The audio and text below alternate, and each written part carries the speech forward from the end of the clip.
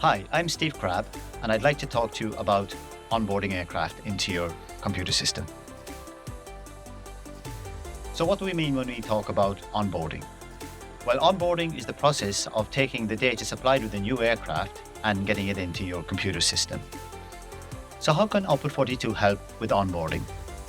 Well, you can simply give us your data files, give us access to your system, and we can manage the whole process for you, so that you don't have to worry about it and we do all the work.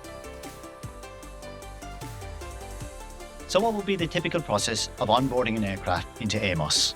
Well, the first step would be we have to set up a backup or a copy of the AMOS system at Output 42 on our cloud servers. The second step is we take the data, we analyze it, and we review it with the customer and make any changes needed. The third step is we work and import the data into the AMOS system on our own cloud servers. We then pass it on to the customer to review, and we rinse and repeat until the customer is happy with the data.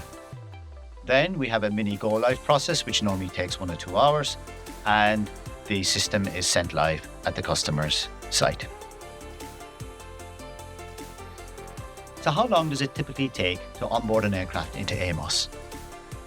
Well, it depends.